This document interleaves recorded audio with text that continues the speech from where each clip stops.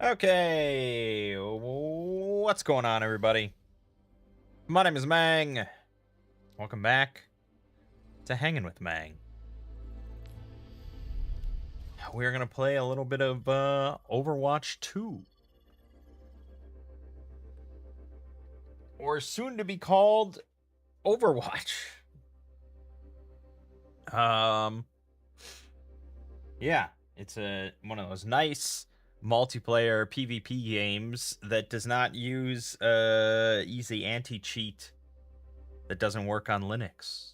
So it's all good. And it's on Steam too, which makes it even easier.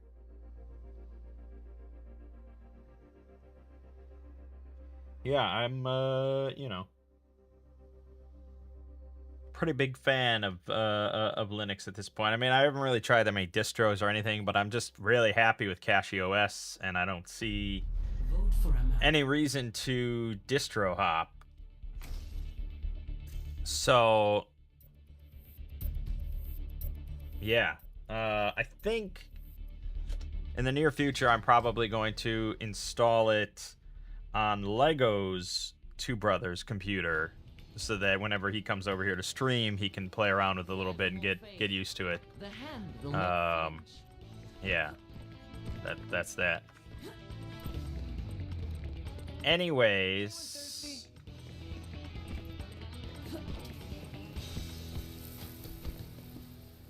this week on this channel, Dominions, Solo RPGs, The Drifter, which is now finished, and that's it. That's pretty much it, aside from the various streams that we do. 5, 4, 3, 2, 1. Attack. Escort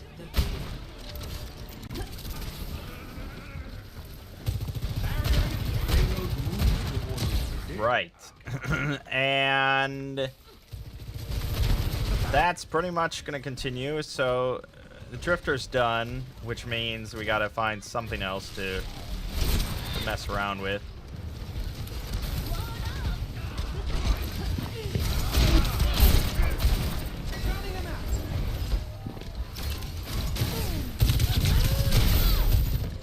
And yeah, I recorded a handful of things. I'll probably upload Ashes. Yeah, I'll probably upload Ashes, which is a Doom WOD. It's a Doom hack, you might call it. It's a game using the Doom engine, however you want to describe it.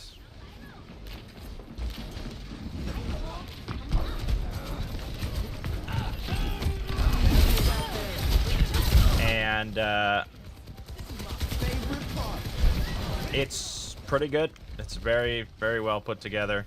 I played through episode 1, the little extra expansion, and episode 2.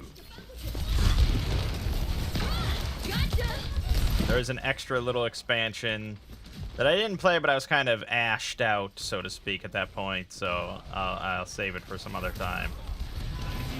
So yeah, I'll probably upload all that. I've been in a boomer shooter mood lately, been playing various ones. I also played through Cultic Chapter 1.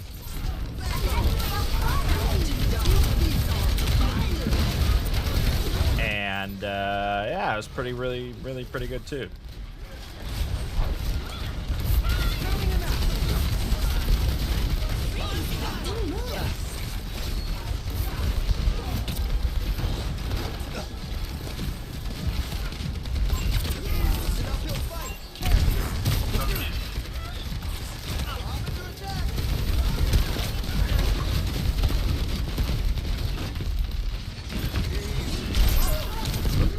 Sorry.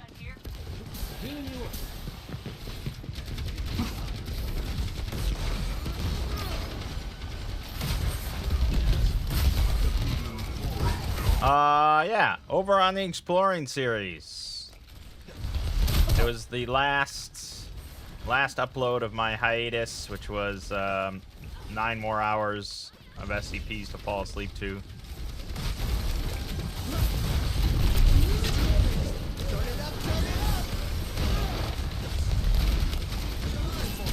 guys get together. I got my ult. I would never say that or anything. I guess there's a button to announce that my ult's ready, but you know, it's quick play. I don't think we're gonna get a whole lot of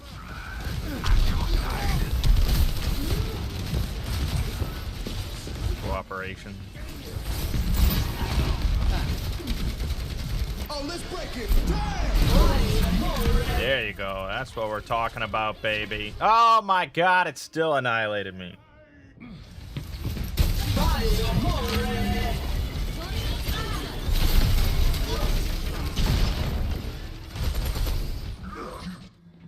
So that was that, and then this week I went back to work and actually worked on a new video, 4007 Kagemusha.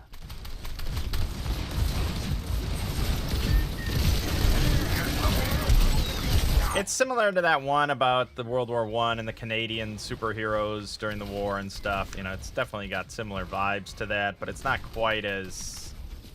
It takes a different approach somewhat. And it's World War II. It's completely different.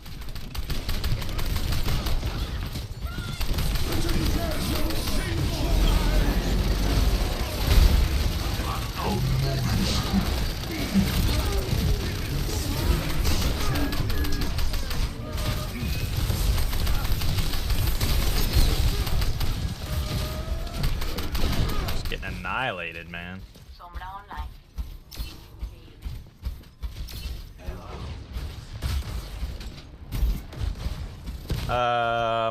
Yeah, so it was, you know, every time I come off a hiatus, it's a little weird to get back to work. It's like, am I going to remember how to write a script? Am I going to remember how to edit? Blah, blah, blah. It was especially weird this time, of course, because this is the first one that I've now edited with DaVinci Resolve on Linux and everything.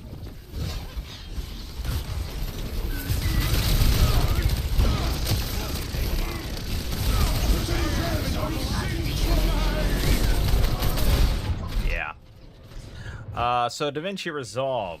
One of my favorite features of Adobe Premiere that I use quite a bit is text-based editing. So this is, I guess it's an AI feature, sure, that allows you to, it transcribes all your audio into text. And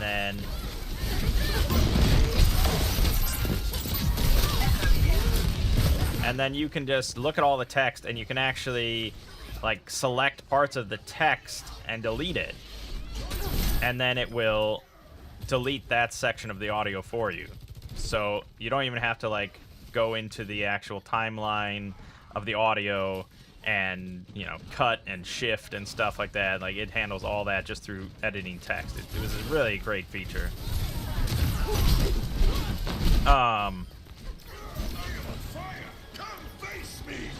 They added that like a few years ago or something like that, and it's been really good since.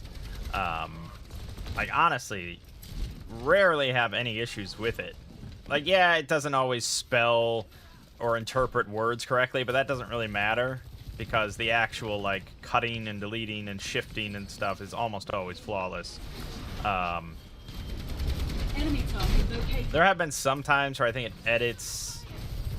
It's not quite perfect, but 97% of the time it's perfect. So I really like that, and I was, like, pretty bummed initially, because I was like, oh, I'm going to lose that if I switch to DaVinci Resolve. But DaVinci Resolve does have text-based editing. However, it's only available in their professional version, DaVinci Resolve Studio, which costs $300 as a one-time purchase. And I was like, you know, it adds other things.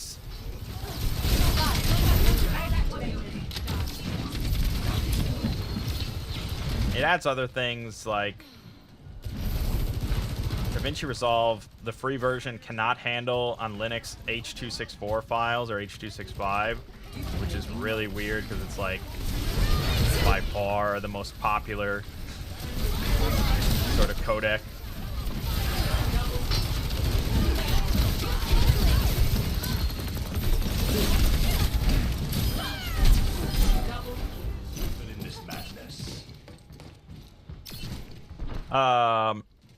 So I was like, yeah, there's probably, you know, it's my career, it's my job, all that. I certainly make more than $300 off of these videos. So, yeah, I probably should buy it because I'm going to be using Linux going forward. So I bought it. And I tried out the text-based editing, and it was not perfect. not nearly as good for some reason. I don't know why. Maybe it was just this video. Maybe I have to tinker with some more stuff. But I was like, okay, I don't know. I'll just edit this one the old-fashioned way, manually. But yeah, I'm not sure what went wrong. But it just like didn't even like transcribe all of my words. So I don't know if there's something wrong with the like AI model or something, the default one that it uses, or something. I have no idea. While I was tinkering, I was looking at Kden Live, which is another nonlinear editor available on Linux. And apparently it also offers text-based editing. So I was mucking about with that, but I don't know. There were some issues where I couldn't download the AI model for the text to or speech to text thing, and you know, and at that point it's just like, okay, this is not a good time to mess around with this. I'm just gonna.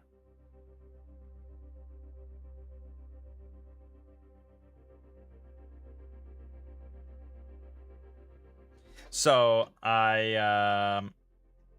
right. So for now, I just edit it normally, and I get starting to get used to DaVinci Resolve and stuff. Yeah, it's definitely a learning curve. There probably is. I know that like I think it's like Photopea or maybe no, I think it's GIMP. Right, it's GIMP. There's like a package you can install that actually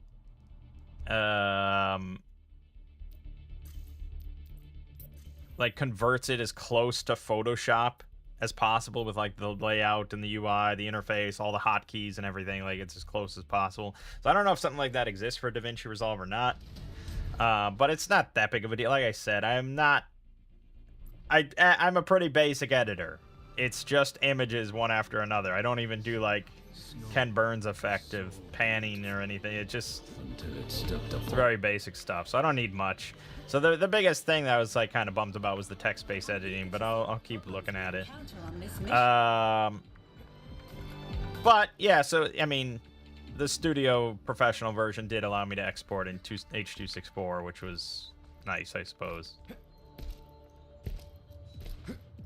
Yeah, but other than that, you know, I recorded it, and that was the scariest part of like reformatting my computer, regardless, but especially switching to Linux, was the actual recording with Reaper. You know, Reaper is on Linux, but VST like 3 plugins and stuff are not. They're not supported on Linux. They're a Windows thing. So I was I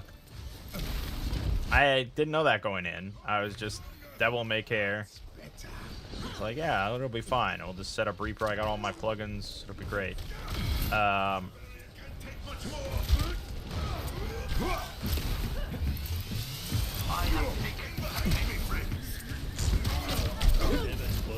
And so yeah, VST3 plugins not available in Linux. However,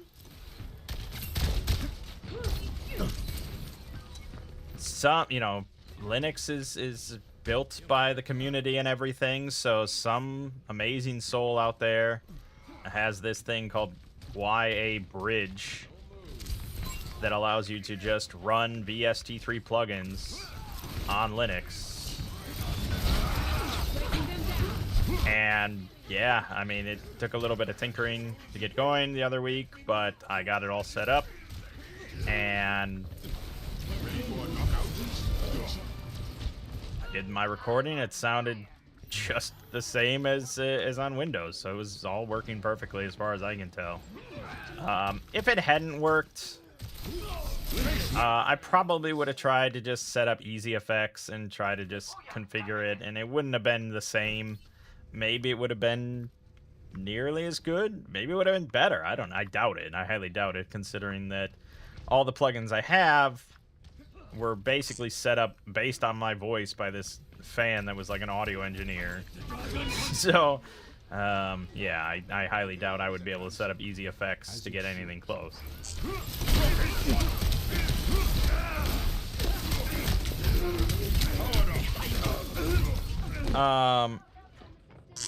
But yeah, so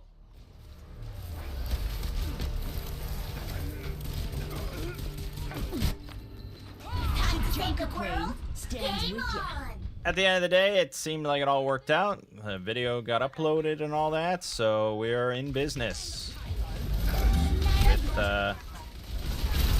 Linux.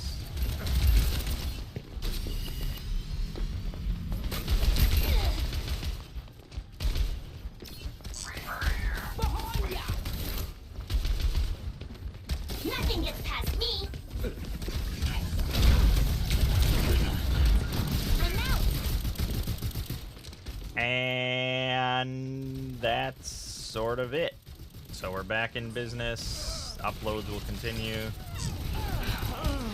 All that good shit.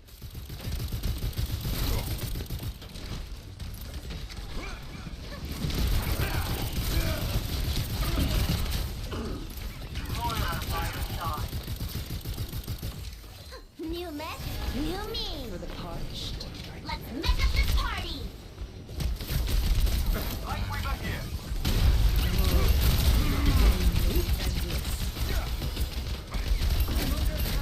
Forward barrier activated. Yeah. So,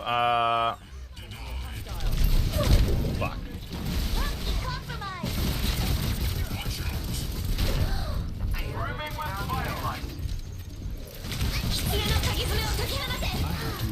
Oh, that's cool.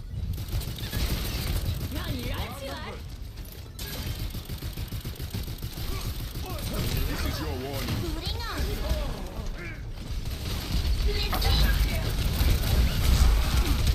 Jesus Christ. Yep, Mystery Heroes generally comes down to who has more tanks.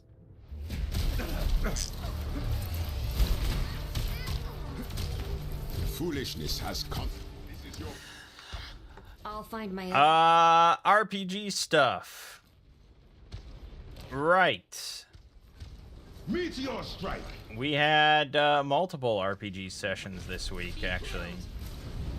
Watch out.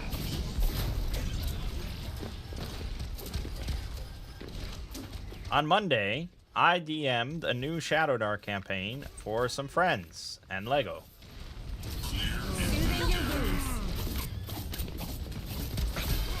And I decided to run them through Into the Wilds, a Goodman Games module.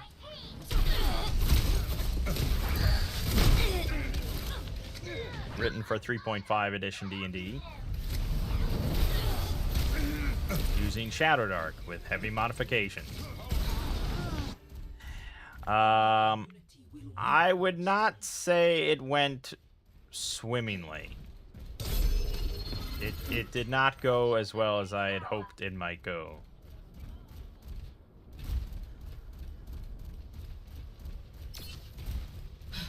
So, yeah, I mean, all things considered, Engaging thrusters.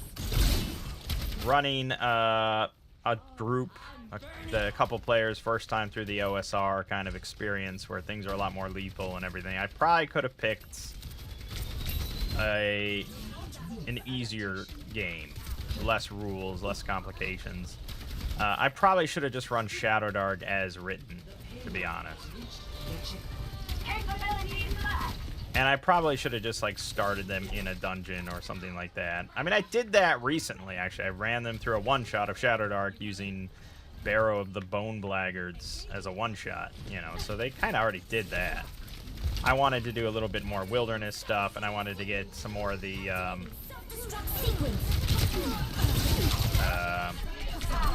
random encounter rules and things like that. So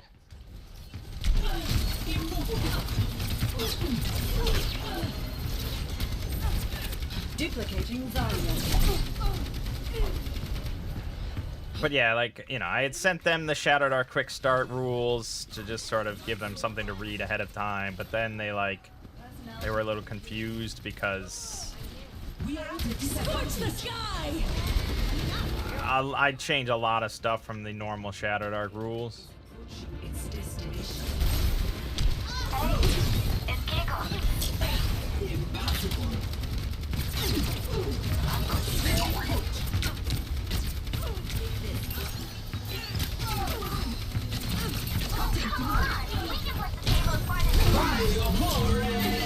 Fuck. Thought I had an Ana on me.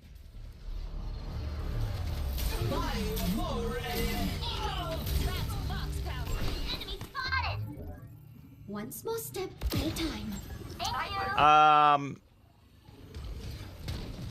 Right, so Into the Wilds.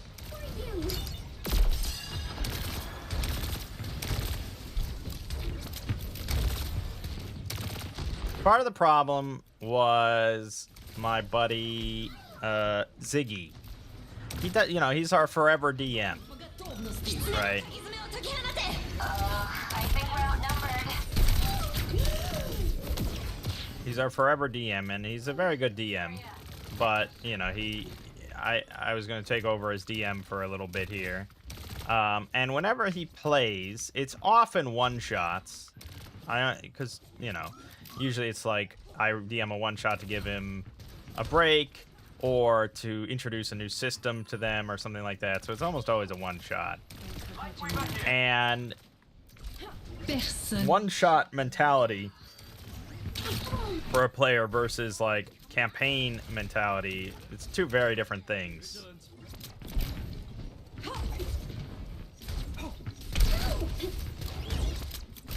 So whenever he plays, he tends to take like almost nothing seriously. He tends to play very chaotic characters. You know, he tends to be a bit of a chaos gremlin, as they call it, where he just wants to push buttons and see what they do kind of thing. He does not play, even in a campaign, like a serious sort of character.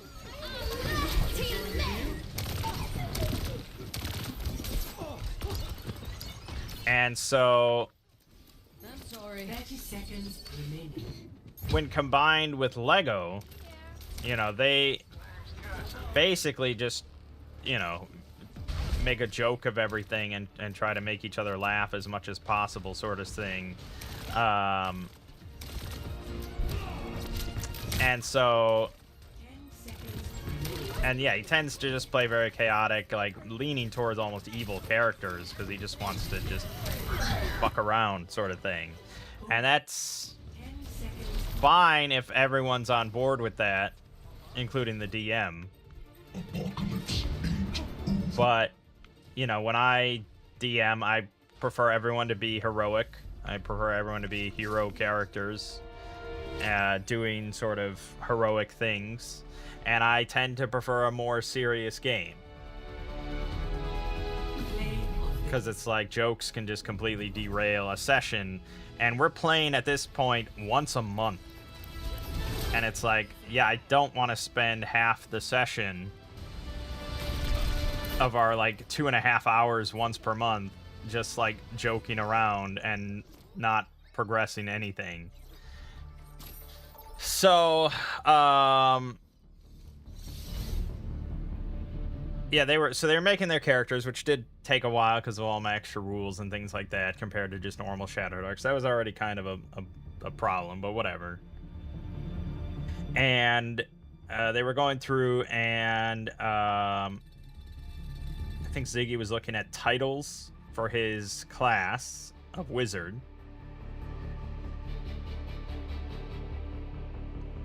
And then later I mentioned alignment, and I said, you know, you got to pick lawful or neutral because I run heroic campaigns. And Ziggy looked really put out because he's like, but chaotic had the coolest sounding titles at level 1, and I'm like, yeah, I don't allow chaotic characters because it's not like modern D&D or something. There is no chaotic good. You know, if you're a chaotic character in old school RPGs, it's like you are fundamentally opposed to law and order on like a divine cosmic scale, you know? Like chaotic is essentially just evil.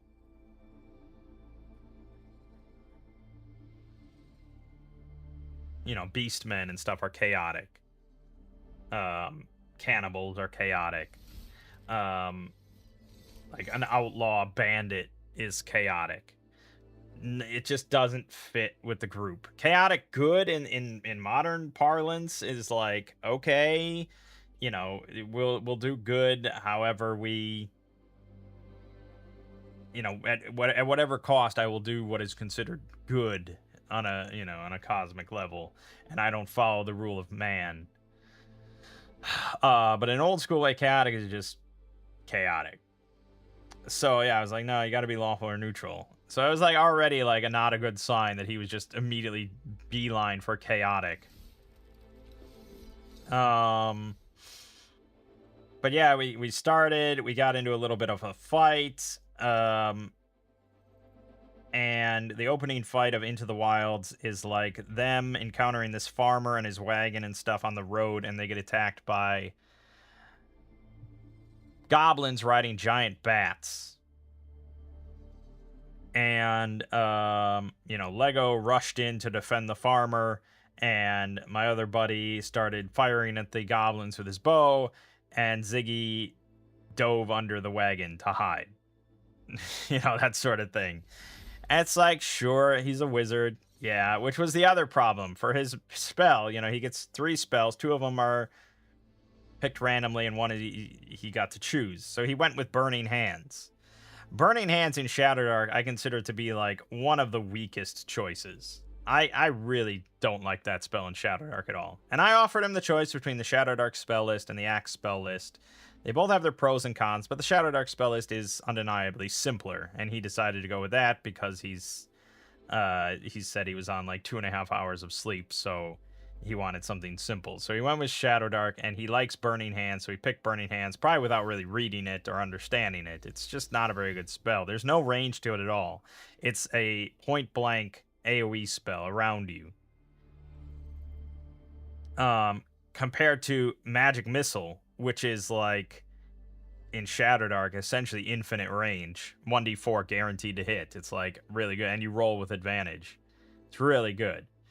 Had he picked Magic Missile, he could have just picked off each of the goblins without breaking a sweat. But because he picked Burning Hands, he was hiding under the wagon. One of the other spells that he got randomly was Charm Person. And he never ended up actually using it throughout the session, but it came up quite a lot in discussions about what to do. Because he basically just wanted to charm everyone to be their slaves. The party's slaves. He wanted to like charm the head of the guard. He wanted to charm peasants or something to go along with them as like fodder. All sorts of stuff. And it's like, this is really just a fucking evil spell. I know Shadowdark doesn't really bring it up, and I don't think Axe really brings it up either, but fundamentally, this is just like a mind control spell in a lot of games. Sometimes it's a little bit more... Well, no matter what, it's a fucking mind control spell. This is really vile, evil stuff that probably should be outlawed, and I think in my other campaign, like my normal campaign, I would say... it is specifically outlawed by like the Mage Guild, because like what is the good beneficial use of that? Like, why is that a good positive thing? That's just like, yes, I'd like to hire a mage to cast Charm Person. It's like, this is evil shit. You're mind controlling people. How is that better than it? In my mind, it's worse than like necromancy. Necromancy, at least the person's dead. You're just like animating their bones or something like that.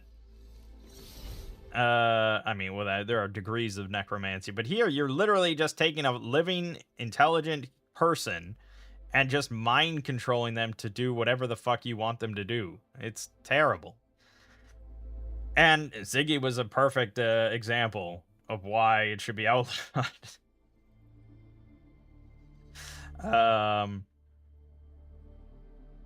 Just imagine if there was a person in real life, just like one guy out there, that could just charm anybody he wants to just be, like, just change their mind with a spell, and suddenly they just treat him as, like, their best friend, and they'll do anything for him. Like, that guy would be the most hated, hunted person on the planet, right? Yeah, so... Anyways, so they mucked about town, and there were already a lot of red flags. None of them were taking notes. Not a great sign. They mucked about quite a bit, trying to figure out, like, where they should go. I gave them a proper hook. They were here to investigate this, like, curse that has befallen this keep. And so they started poking around, and they talked to, like, the regent that runs the place in the stead of the baron who's ill. They didn't get a whole lot of information, but basically signs were pointing that they had to go north to the spires. They didn't end up saving the farmer. He got carried off by bats and killed. So that was kind of a bummer, because the farmer could show them, like, draw them a little bit of a map to show them where the goblins came from. Because the goblins should kind of be their first stop. So they didn't really have that. So they eventually managed to get across the river. They got ambushed by some more goblins, but they dealt with them pretty easily. Then they decided to follow the goblin tracks through the forest rather than going along the path, the game path along the river. So they decided to go straight through the forest. And I feel like LEGO should have realized that that wasn't the best idea. Forests are a lot more dangerous than along the river. But they went through the forest, and they ended up getting into a random encounter, and I rolled up a harpy encounter. So they basically came across 2 harpies enchanting this goblin. And so they fought the enchanted goblin. And this was, even if they didn't know what harpies were, they could tell that these harpies were singing. The singing was entrancing this goblin, and the goblin answered their bidding to charge at them and attack. And I didn't have the harpies fight initially. It was just the goblin. So I gave them, multiple opportunities to be like, hey, maybe this isn't a good idea. They persevered because, it's that modern sort of perspective of just... If there's something in front of us that's hostile, it's meant to be fought, it's meant to be killed. And I really was leaning a lot on LEGO as being sort of an OSR guide for them to be like, oh, hold on, this might be bad. It wasn't that bad. They killed the goblin easily, obviously, and then they decided to fight the harpies, so they charged in. LEGO managed to brush off the singing with a good roll, which was good, so he wasn't entranced. So they were fighting the 2 harpies, and then Ziggy decided that he wanted to charge in with his quarterstaff as the wizard, as a level 1 wizard against 2 harpies. He did charge in. He did actually land a hit, and he actually killed one of the harpies. Because it had like 2 health left. And it was like, oh, that's great. But then the other harpy, I rolled a morale check for, and it passed. So it was really pissed at this little wizard with a stick for killing its mate. So I rolled 2 claw attacks against him, and they both crit. Now, some DMs, of course, would fudge this, but we don't fudge things in the OSR. That's for the weak. So, yeah, he got hit for like 14 damage and pretty much immediately died. And then I think they injured the harpy a little bit more, and it failed a morale check, and it fled.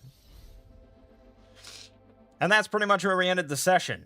And it's just like, yeah, I mean, that's rough, but also it's just like, how else do you really learn?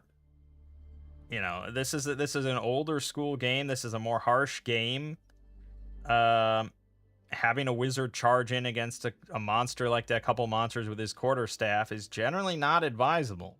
Again, had he had magic missile, he could have just plinked it off and killed it easily. It had 2 health left. He could have stood 100 feet back and just pew pew and killed it. But again, it's like, how do you learn? You gotta learn by doing, and he did, and he died, and now hopefully in the future he'll learn. But yeah, all in all, it was not like a mind-blowing session of good, clean fun. So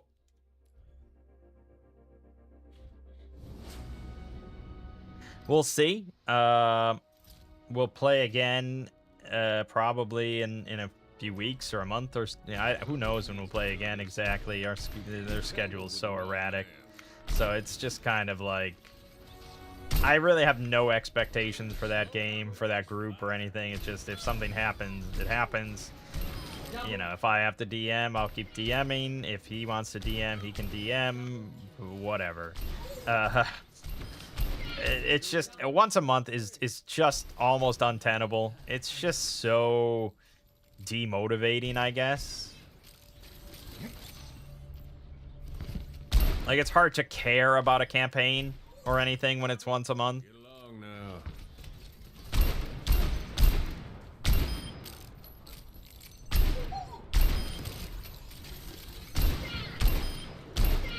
And that's maybe one. It could be 5 weeks. It could be 6 weeks. I mean, who knows? You know. Chew on that. But anyways. Hold up. On Wednesday, then, we continued my family's game, my new campaign for them of Shadow Axe. And You're not the first to learn that lesson. they had decided to go to the Elder Temple this time. They were finished with rats in the walls and everything. So Double kill. Easy. they decided to... Double kill. Oh, no, first they did the Goblin Camp. Yes, they put it to a vote, and they decided to go for the Goblin Camp first. They're really hoping to find Ray, the evergreen goblin ally that they find in every campaign. And I had said to them that he's somewhere in the campaign world. They have to find him. And he is. But he's not at the Goblin Camp, which is good, because they pretty much slaughtered everything there anyway. Which is like... They're pretty much always going to slaughter every goblin they see, unless he's specifically, like, non-violent, and they find him alone. So, yeah, we'll see. Got it coming.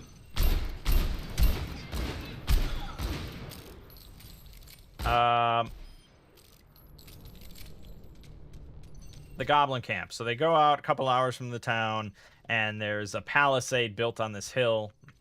And there's, like, smoke rising from it, and various huts and stuff. And... they decided to wait till night because they're hoping for a raiding party to leave. Double kill. And sure enough, later that night, 9 goblins emerge from the palisade and head into the woods. And they were like, okay, we want to follow them. And it's like, okay, how are you going to follow them? They can all see in the dark, and it's pretty dark out.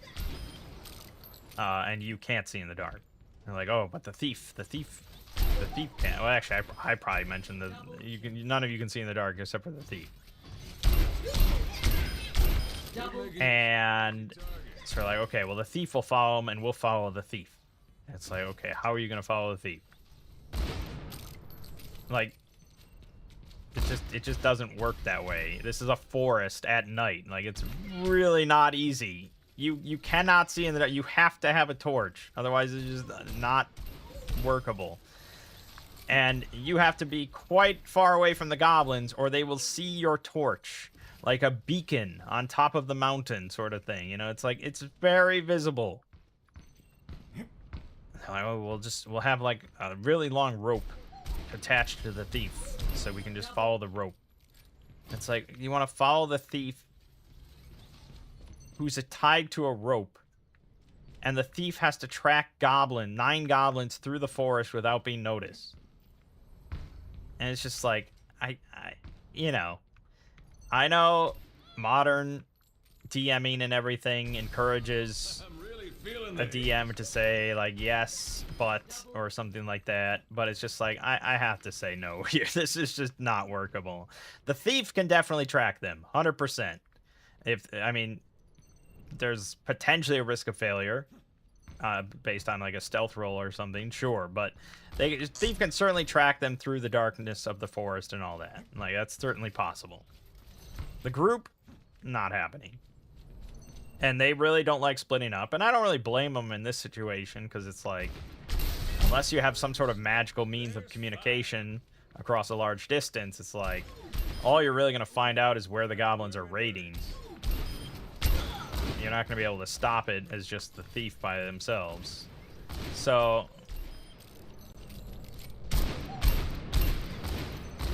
Ugh. So, they decided, okay, fuck it, we'll just go for the palisade instead. So they went into the palisade. They had the thief go up the palisade wall and throw some military oil around to light a bunch of the huts on fire to sort of confuse and disorient them. And then they ran into the palisade and they ran into the camp and started. It's hand. They fought the handful of goblins that were there, you know. And it wasn't really that much of a problem.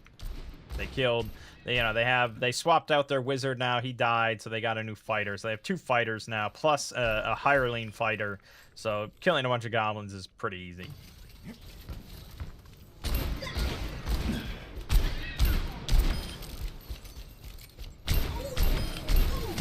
Double kill. And then they decided to like wait around for the raiding party to come back. And they were going to wait in ambush. The raiding party did eventually come back, but I threw them a little bit of a curveball because the raiding party had some human prisoners with them that they captured from a farm to eat.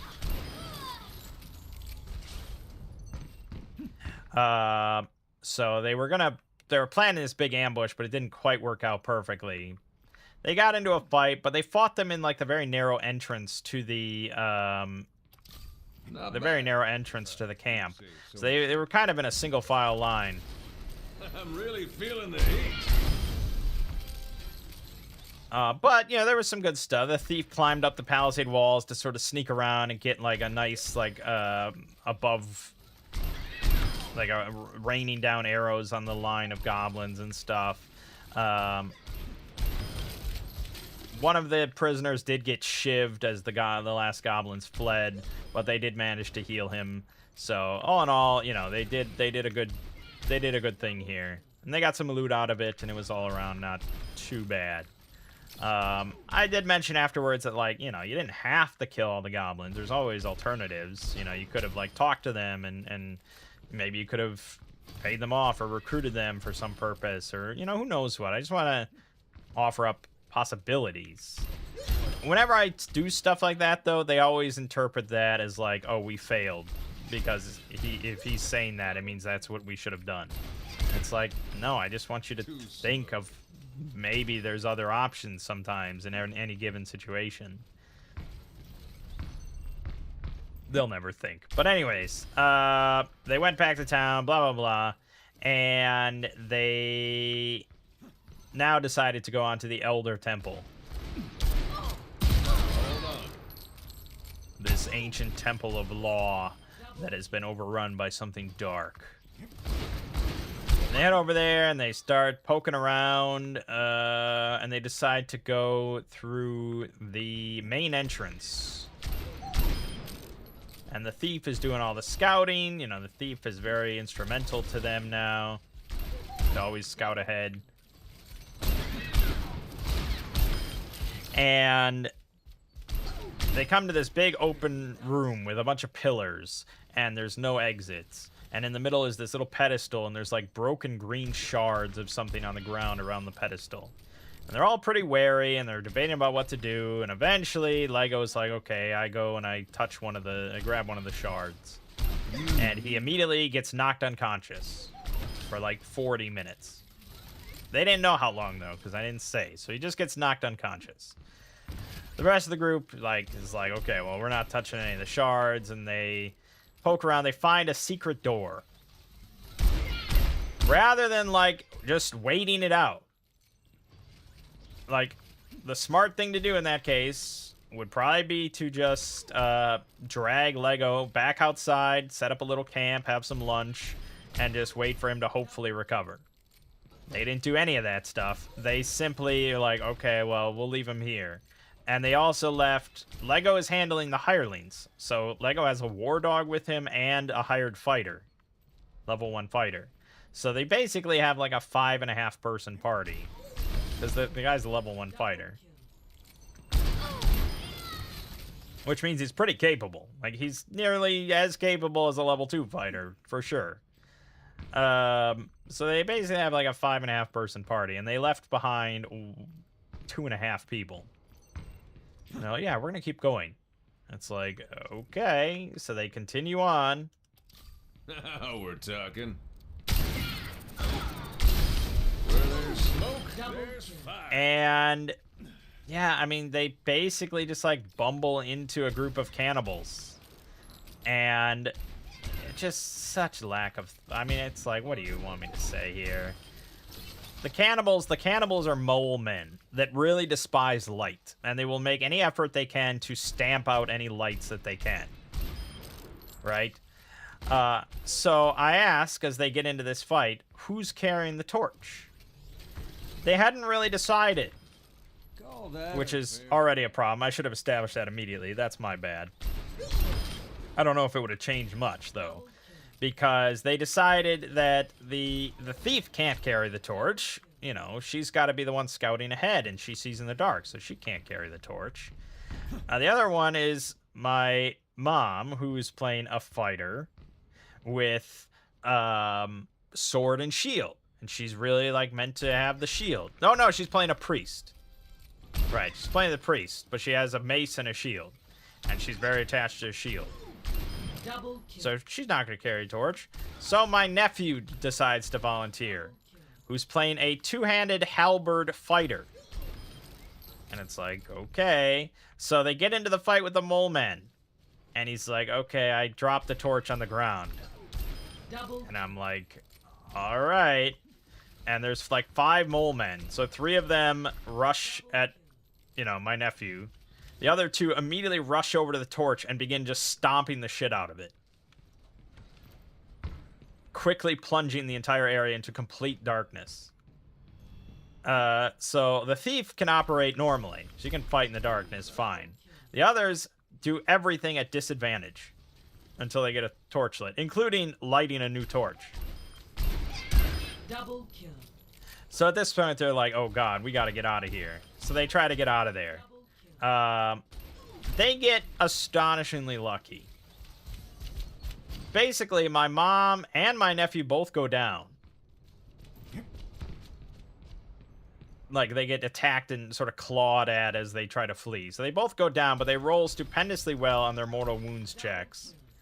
And I don't even really remember the sequence of events. Maybe I was more lenient than normal. I don't remember, actually.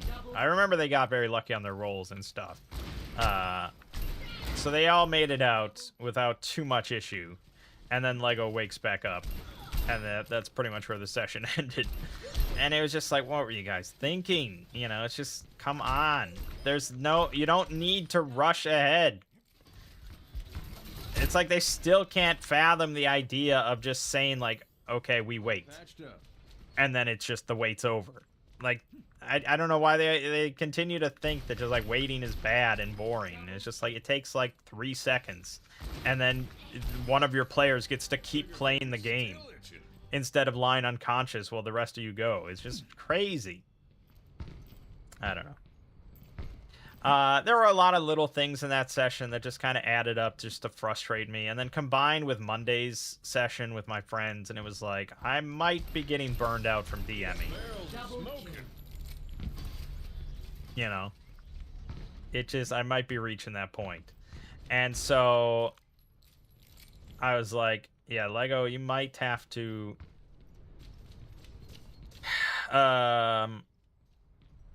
Yeah, because that session was on Tuesday. So it was a Monday, Tuesday, like, 1-2 punch of my DMing soul. So I was like, Lego, you might have to pick up DMing here. You know, you might have to give it a try. So then on Wednesday for our stream, Two Brothers stream, we did I'm really D&D feeling 5th it. edition, because that's what Lego's going to DM, because he's the most comfortable with it as far as what the modules are like and his experience with Baldur's Gate 3 and stuff. And it's mostly combat focused and pretty like bare bones of curveballs. Whereas if we play something like Shadowdark, there's a lot more opportunity for curveballs, because I'm inevitably going to come up with plans. Like, you can't just do straightforward combat. That's suicide. So I would come up with plans and ideas, which is very fun, but trickier for a DM compared to just running a D&D 5th edition combat. So we did a very little quick one-shot, Grammys, apple pie or whatever, and he did mostly the DMing duties, and I did mostly the playing duties, but we were both kind of getting back in the swing of 5th edition and learning Foundry and with 5th edition and stuff. So it was a bit of a learning thing for both of us. But, you know, I try to impart as much of my limited DM wisdom as I can on him.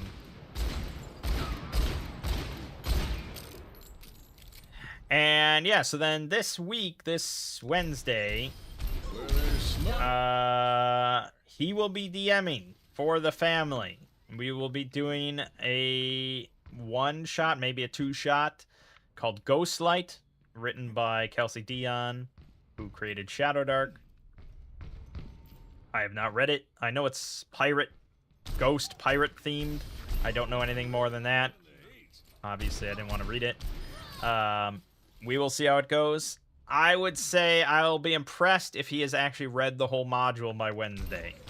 Anything more than that would be a miracle. Double kill. Triple kill.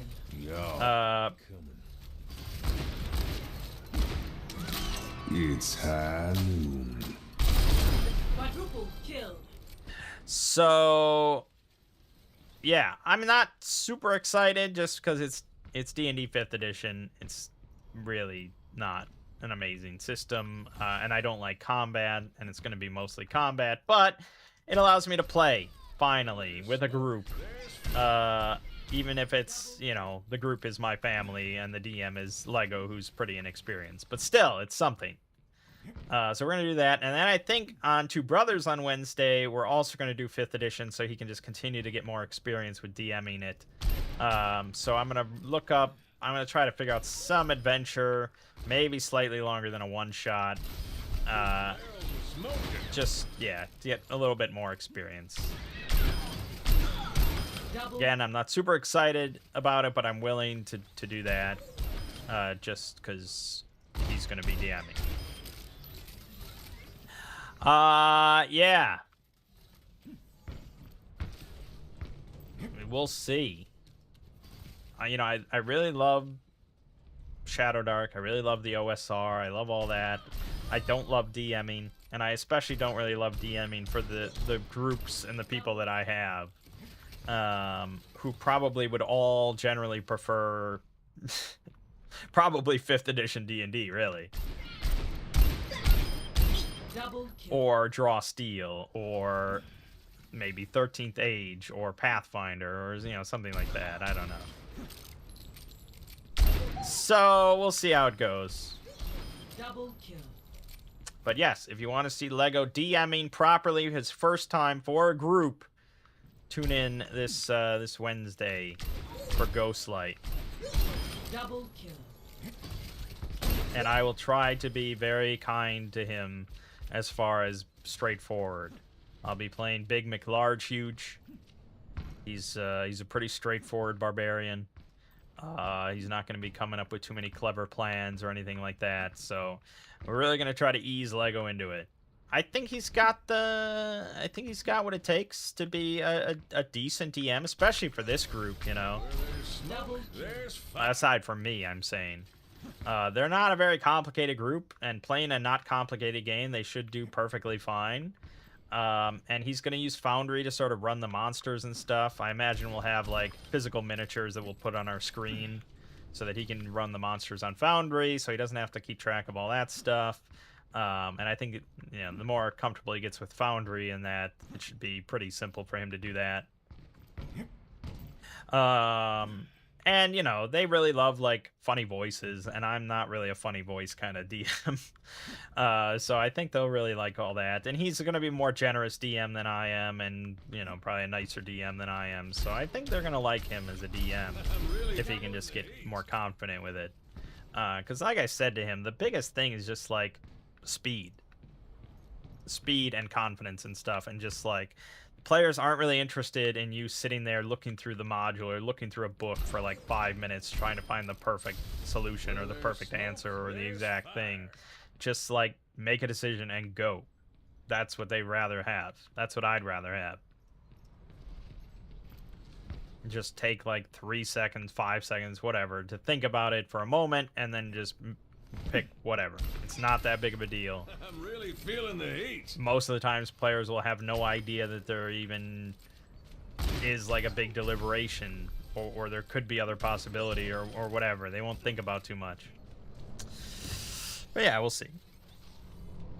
All right, that's good enough then. So more Dominions, more solo RPGs, more streams, and probably Ashes, the Doom hack, which is really quite good, post-apocalyptic, very different from Doom. And then on Exploring Series, we have Kagemusha, about some Japanese super soldiers during World War II. But for now, my name is Mangg. This has been Hanging with Mangg, and I'll see you fine folks next week.